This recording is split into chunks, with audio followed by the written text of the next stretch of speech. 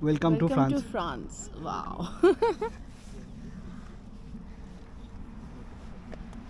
আগের দিন যারা আমাদের ক্যান্টারবেরির ভিডিও দেখেছো তারা জানো যে এখন আমরা রয়েছি ডোভারে। নিশ্চয়ই অবাক হচ্ছ, ভাবছো ডোভার থেকে কি করে ফ্রান্সে চলে এলাম। হ্যাঁ, সব গল্প বলবো আজকের ভিডিওটায়, আমাদের সঙ্গে থেকো। Hi everyone, welcome to travel girls new blog. আমি চন্দ্রানী। আজ 31শে মার্চ রবিবার। আমরা এখন সকালবেলা ডোভারের হোটেল থেকে চেক আউট করার জন্য রেডি হচ্ছি। Shaun is ready. ব্যাগপত্র গুছিয়ে রেখে আমরা নিচে চলে এলাম ব্রেকফাস্ট করতে। ব্রেকফাস্ট যদিও এই হোটেলে কমপ্লিমেন্টারি নয়, কিন্তু আজ যেহেতু ইস্টার সানডে, আজকে বেশিরভাগ জায়গায় বন্ধ থাকে। কাল রাতে এখানে বাইরে সেরকম দোকানপাটও আমাদের চোখে পড়েনি, তাই আমরা হোটেল থেকেই ব্রেকফাস্ট করে বেরোবো ঠিক করলাম। এখানে ছিল ইংলিশ ব্রেকফাস্টের অপশন, আর এখান থেকে বাইরের ভিউটা ঠিক এইরকম। রাস্তার ঠিক ওপারেই সমুদ্র দেখতে দেখতে ব্রেকফাস্ট করতে বেশ ভালোই লাগছিল। আমরা নিয়েছিলাম bread, sausage, beacon, mushroom, hash brown, scrambled egg. English breakfast তো আমাদের বেশ ভালোই লাগে, আর এটা খেলে পেটও ভরে থাকে অনেকক্ষণ। আবহাওয়া এখন মেঘলা আছে, দূরে সমুদ্রের ওপর ক্রুজ দেখা যাচ্ছে। এইরকম একটা বোট চোখে পড়লো ভেতরে। এই হোটেলটার মালিক খুব সম্ভবত শ্রীলঙ্কান। এই ছিল ডোভারে আমাদের হোটেল। সকাল 9টা নাগাদ আমরা চেক আউট করে বেরিয়ে পড়লাম। আজকে আমরা ডোভারে কয়েকটা জায়গা, যেরকম বিখ্যাত হোয়াইট ক্লিফ, ডোভার ক্যাসেল, এই সমস্ত দেখে চলে যাব লন্ডনে। 2টোর সময় আমাদের ট্রেনের টিকিট কাটা রয়েছে, তাই আজকে আমাদের খুব তাড়াতাড়ি করে সমস্ত জায়গা ঘুরে ফেলতে হবে। আজ বিকেলে আমরা লন্ডন পৌঁছে ওখান থেকে চলে যাব রেড হিল বলে একটা জায়গায়। সেখানে থাকেন আমার একজন আত্মীয় দাদা, তাদের বাড়িতেই আমরা আজকে রাতে থাকব।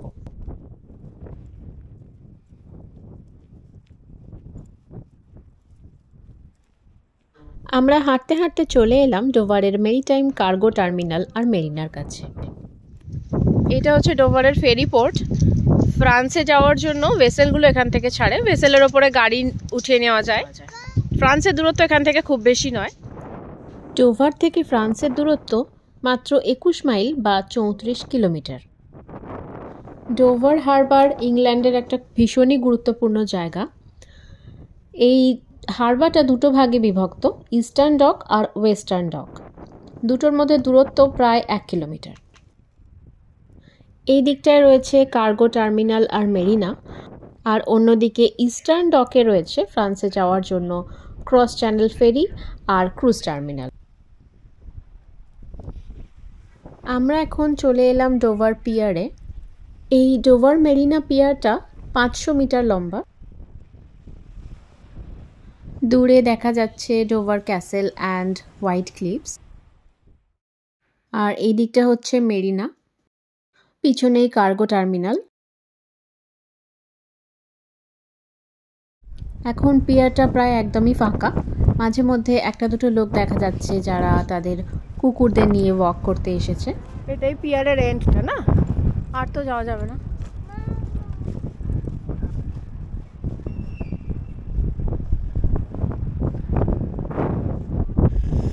ভীষণ হাওয়া দিচ্ছে,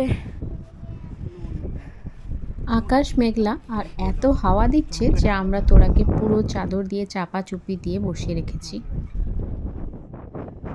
এখানে বসে বিশ্রাম নেওয়ার জন্য একটা শেল্টার করা রয়েছে।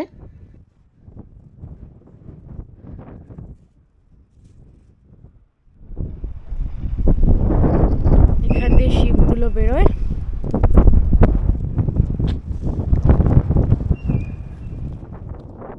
এত হাওয়া এখানে সমুদ্রের ঠিক মাঝখানে যে এখানে বেশিক্ষণ থাকা যাচ্ছে না।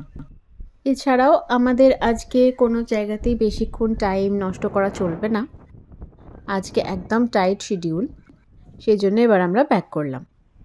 আর এই এত ঠান্ডার মধ্যেও দেখি 2জন লোক মাথায় টুপি পরে সমুদ্রে নেমে পড়েছে। একটা রোয়িং বোট জলে নামবে বলে প্রস্তুত হচ্ছে। দেখো বোটটাকে নিয়ে 5 জন লোক কিভাবে জলে নেমে গেল।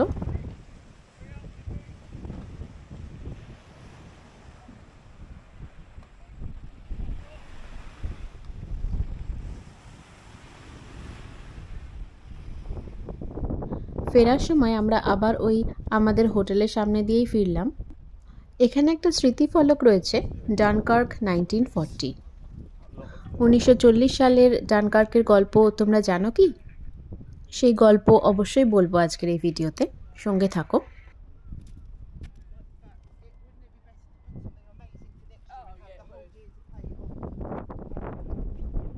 এই ডোভার শহর কিন্তু বহু পুরনো। আর্কিওলজিক্যাল রিসার্চে জানা যায় যে ডোভারে মানুষের বসতি ছিল সেই প্রস্তর যুগ, লৌহ যুগ থেকেই। আকাশ একটু একটু করে পরিষ্কার হচ্ছে, আর এই জায়গাটা কিন্তু ভীষণ সুন্দর। মানে এখানে মনে হচ্ছে যে বসেই সময় কাটিয়ে দিই অনেকটা। আমরা সমুদ্রের ধার দিয়ে একদম সোজা হাঁটছি। এটা ডোভারের প্রিমিয়ার ইন। আমরা এখন যাচ্ছি হোয়াইট ক্লিফের দিকে।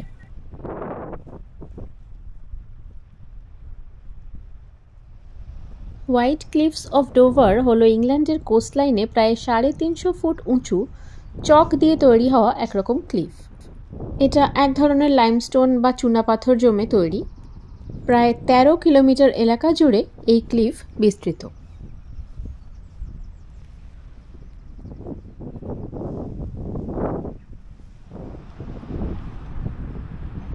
এখানে সাইনবোর্ডে লেখা রয়েছে ওয়েলকাম টু ইংল্যান্ড, যেহেতু এটা ইউরোপ থেকে ইংল্যান্ডে ঢোকার একটা গেটওয়ে।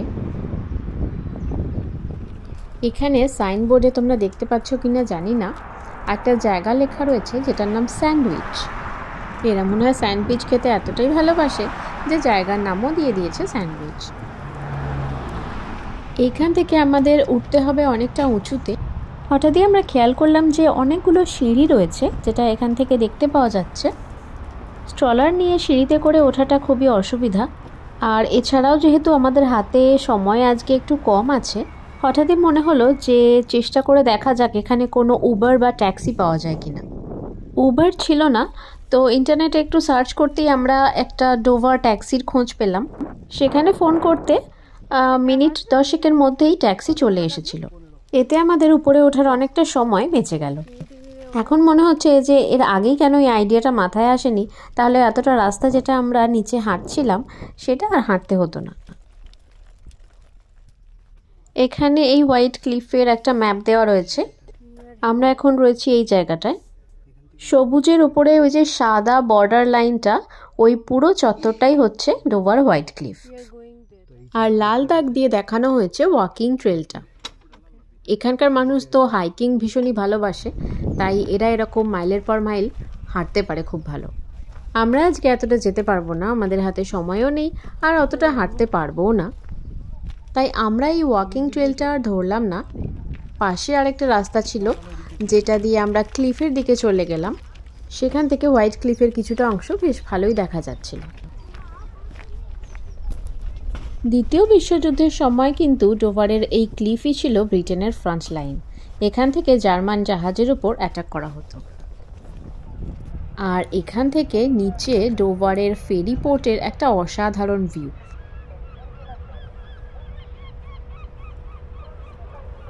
রোমানদের আমল থেকেই এই এরিয়াটা যোগাযোগের একটা ইম্পর্ট্যান্ট নেটওয়ার্ক হিসেবে গড়ে ওঠে।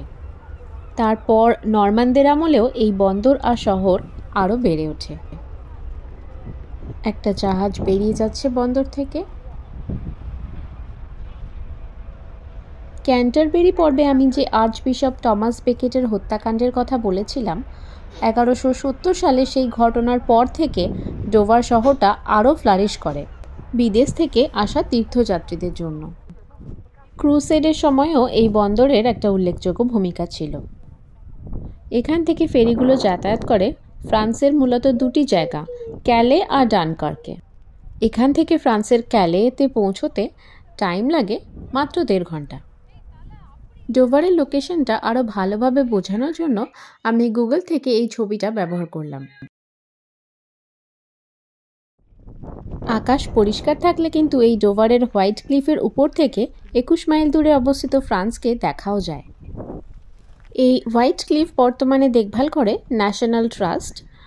ন্যাশনাল ট্রাস্ট হলো ইউরোপের সবথেকে বড় কনজারভেশন চ্যারিটি। এখান দিয়ে হোয়াইট ক্লিফের একটা ভালো ভিউ পাওয়া যাচ্ছে।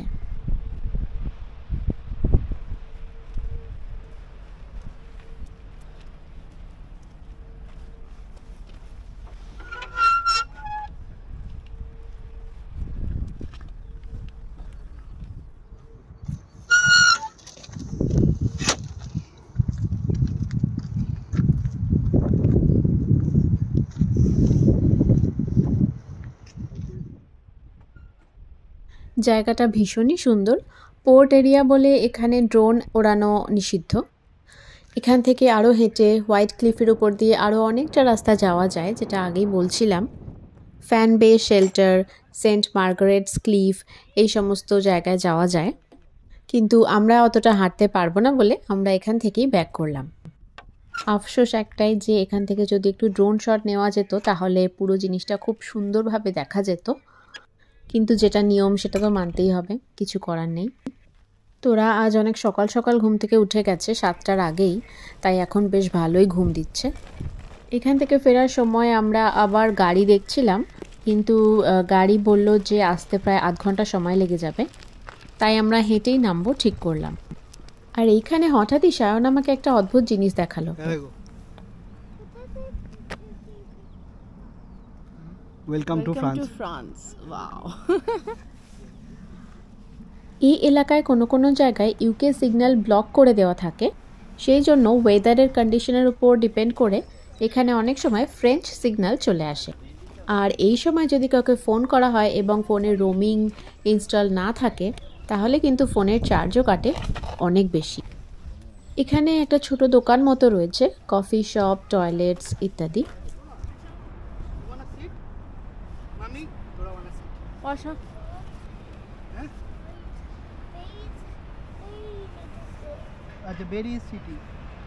এই এতক্ষণে রোদটা খুব ভালোভাবে উঠেছে, ভিউটা কিন্তু অসাধারণ লাগছে।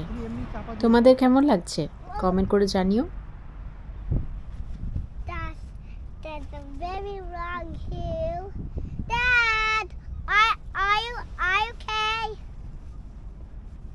এখান থেকে ডোভার ক্যাসেলে যেতে হলে আমাদের আবার সেই নিচের রাস্তাটা নামতে হবে যেখান থেকে আমরা ক্যাবটা ধরেছিলাম। যেই সিঁড়িটাকে ভয় পাচ্ছিলাম সেই সিঁড়ি দিয়েই আমাদের এবার নামতে হলো।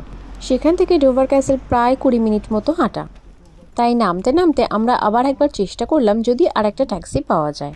এবারে আমরা একটা গাড়ি পেয়ে গিয়েছিলাম আর সেটাতে করেই আমরা চলে এলাম ডোভার ক্যাসেল।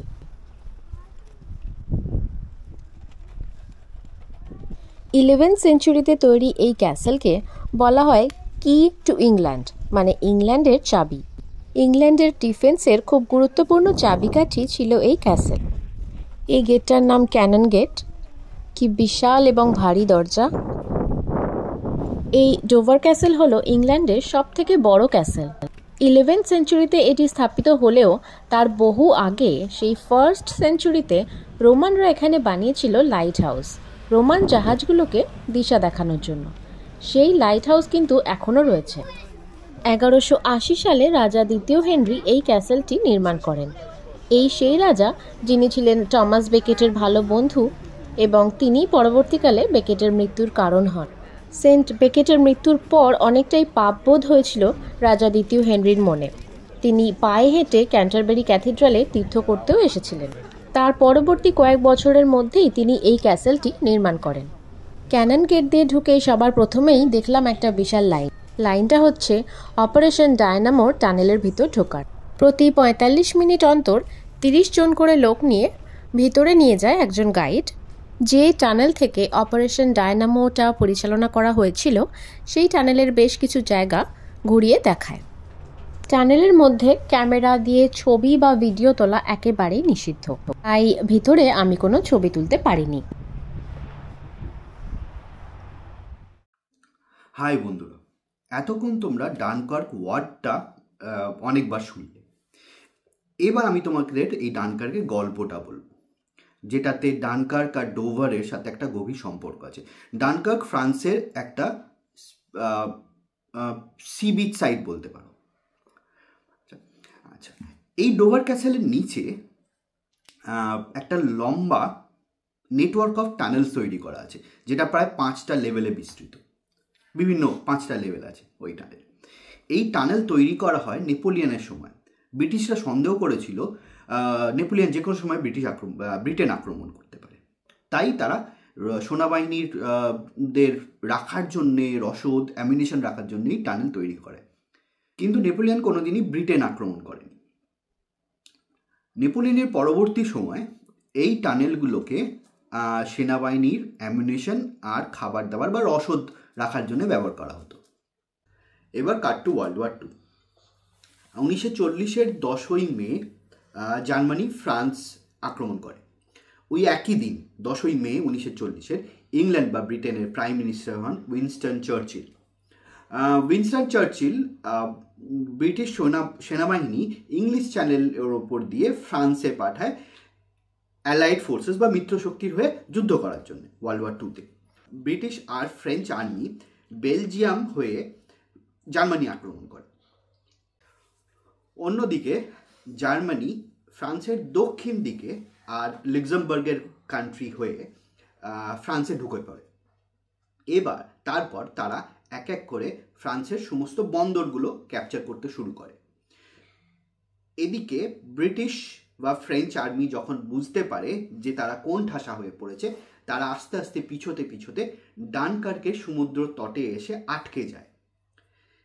সিচুয়েশনটা এইরকম তৈরি হয় যে সমুদ্র তটের পিছনে জার্মানির সৈন্যবাহিনী সমানে গোলাবারি চালিয়ে যাচ্ছে আটকে পড়া ব্রিটিশ, বেলজিয়াম বা ফ্রেঞ্চ সেনাবাহিনীর ওপর, আর মাঝখানে ইংলিশ চ্যানেলের ওপর দিয়ে আকাশে সমানে জার্মানি বোমা বর্ষণ করছে সেম সমুদ্র তটের ওপর। এই পরিস্থিতিতে রয়্যাল নেভির অবসরপ্রাপ্ত অ্যাডমিরাল বেট্রাম র্যামসেকে দায়িত্ব দেওয়া হয় এই আটকে পড়া সৈন্যদের রেস্কিউ করার জন্য। 26শে মে 1940 অপারেশন ডায়নামো শুরু হয় ডোভার ক্যাসেলের নিচে ওই টানেলগুলো থেকে। ইনিশিয়াল প্ল্যান ছিল মাত্র 2 দিনে 45,000 সৈন্যবাহিনীকে রেস্কিউ করা হবে ডানকার্ক থেকে, কিন্তু এই অপারেশন চলে গোটা 9 দিন, 26শে মে থেকে 4 জুন 1940। র্যামসে সাহেব নেভিদের ভেসেল ছাড়াও প্রচুর ছোট ছোট প্রাইভেট বোট ইউজ করেছিলেন, যেমন fishing boat, rowing boat, private yacht, barge ইত্যাদি। এই অপারেশনে টোটাল 1000 ভেসেল ইউজ করা হয়েছিল, তার মধ্যে প্রাইভেট ভেসেল ছিল মাত্র 700টা। এই ছোট বোট ইউজ করার মেন উদ্দেশ্য ছিল জার্মান যুদ্ধবিমানগুলো যেগুলো আকাশের উপর দিয়ে আক্রমণ চালাচ্ছিল ডানকার্কের সমুদ্র তটে বা ইংলিশ চ্যানেলের উপর দিয়ে, ছোট ভেসেলকে ট্র্যাক করা খুবই অসুবিধে ছিল তাদের জন্য। এবার এই 9 দিনে 45,000-এর জায়গায় প্রায় 3,38,226 সেনাবাহিনীকে রেস্কিউ করা হয়েছিল আর ফিরিয়ে আনা হয়েছিল ডোভারে। তার মধ্যে 1/3 ছিল ফ্রেঞ্চ সেনাবাহিনীও।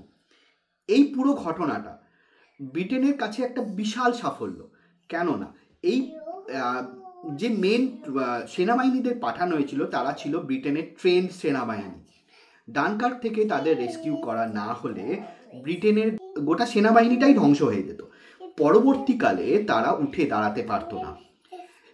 এই রেস্কিউর পরে ডোভারই হয়ে ওঠে ওয়ার্ল্ড ওয়ার 2 এর মেন কমান্ড সেন্টার ব্রিটেনের সাইড থেকে। তারপর ব্রিটেন ঘুরে দাঁড়ায় আর আবার আক্রমণ চালায় জার্মানির ওপর। তার পরবর্তীর ঘটনা আমরা অনেকটাই সবাই জানি, তার পরবর্তী ওয়ার্ল্ড ওয়ারের রেজাল্ট কী হয়েছিল। এই গোটা এক্সিবিশনটা এখনও ভেতরে দেখানো হয়, এখন অনেক কিছুই বন্ধ করা আছে ভেতরে। যেমন একটা জায়গা আছে যেখানে এক্সিবিশনে বলা হয়েছে যে বেট্রাম রামসে সাহেব নাকি জানলা দিয়ে দেখতে পেতেন যে কজন আসছে কজন যেতে পারতেন, কিন্তু সেই জায়গাটা এখন বন্ধ, ওই জায়গাটা দেখতে পাওয়া যায় না। অনেক কিছুই আনকাভার্ড রয়ে গেছে, অনেকটাই বন্ধ করা আছে, কিন্তু যেটুকু রয়েছে সেটা একটা অভূতপূর্ব এক্সপিরিয়েন্স, লাইফ টাইম বলতে পারো। হ্যাঁ, যারা এই ডোভার ক্যাসেল ঘুরতে যাবে তাদের বলবো এই টানেলগুলো একবার ঘুরে এসো। এই অপারেশন ডায়নামো যদি সফল না হতো তাহলে হয়তো আজকে ইতিহাসটাই একদম অন্যরকমভাবে লেখা হতো। এই ঘটনাকে সত্যি মিরাকেল অফ ডানকার্ক বলে উল্লেখ করা হয়। এতজন সেনাবাহিনীকে যে উদ্ধার করা সম্ভব হবে সেটা কেউ প্রথমে কল্পনাই করতে পারেনি। এই অপারেশন ডায়নামো টানেলটা কিন্তু আমার আর সায়নের মতো যারা ইতিহাস ভালোবাসো তাদের জন্য অসাধারণ একটা এক্সপিরিয়েন্স। এখন সময় প্রায় দুপুর 1টা। ডোভার ট্যাক্সিতে ফোন করে একটা গাড়ি প্রি বুক করে রেখেছিলাম, যেটা 1:30টার সময় ক্যানন গেটের সামনে আসবে আমাদের নিতে। তাই আমাদের হাতে আর আধ ঘন্টা মতোই সময় ছিল। এই সময়টায় আমরা ডোভার ক্যাসেলের বাকি জায়গাগুলো একটুখানি ঘুরে নিলাম। অপারেশন ডায়নামো টানেলে ঢোকার মুখের ঠিক পাশেই ছিল আন্ডারগ্রাউন্ড হসপিটালে ঢোকার একটা লাইন। এই আন্ডারগ্রাউন্ড হসপিটালও রয়েছে হোয়াইট ক্লিফের নিচে আন্ডারগ্রাউন্ড টানেলের মধ্যে। এটাও তৈরি হয়েছিল দ্বিতীয় বিশ্বযুদ্ধ চলাকালীন 1941 সালে, যাতে যুদ্ধ চলাকালীন আহত সৈন্যদের চিকিৎসা করা যায়। এখানেও একইভাবে গাইডেড ট্যুর করানো হয়। আমরা আজ আর এর ভিতরে ঢুকলাম না। ডোভার ক্যাসেলের টিকিট কিন্তু বেশ বেশি, প্রায় 21 পাউন্ড মতো। প্রতিদিন সকাল 10টা থেকে বিকেল 5টা অবধি এই ক্যাসেলটি খোলা থাকে।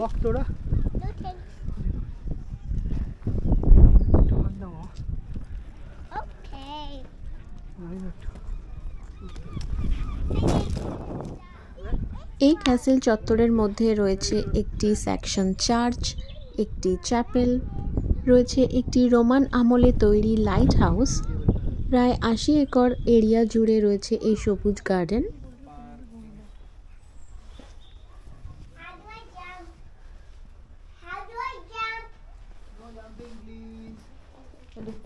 এখান থেকে সমুদ্রের উপর চলতো নজরদারি।